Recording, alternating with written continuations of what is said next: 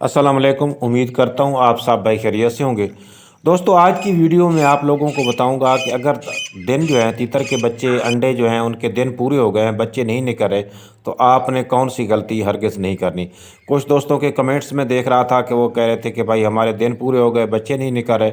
और कल एक भाई ने मुझे फ़ोन पे बताया कि यार मेरे जो दिन थे तीतर के बच्चों के वो पूरे हो गए थे, बच्चे नहीं निकले।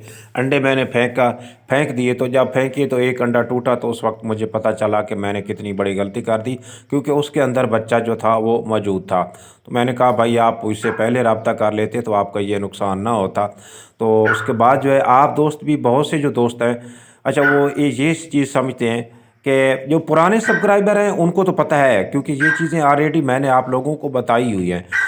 ये मसला जो है ना, उन लोगों का इसके हल का नहीं पता जो या तो वीडियोस बहुत कम देखते हैं, या जो नए नए आए हैं और उन्होंने मेरी गुज़श्ता वीडियोस नहीं देखी हुई, तो इसलिए उनको पता नहीं है कि ये इसका हल क्या होता है।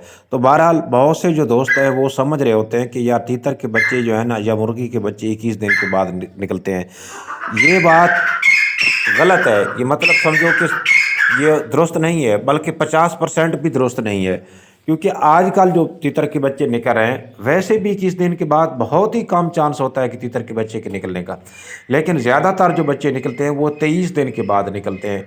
23 दिन के बाद निकल आते हैं वो, या कुछ 24 दिन के बाद निकल आते हैं वो। असल में कुछ लोग जो होते हैं ना, वो जिस दिन मादा बैठ जाती है ना, तो वो काउंट नहीं करते। पहले दिन एक दिन मादा रात को बैठ जाती है, या एक दिन आपको बाद में पता चलता है। तो इसकी वजह से वैसे जो ओवरऑल आपने देखना होता है 23 दिन से लेके 27 दिन तक वेट करना होता है।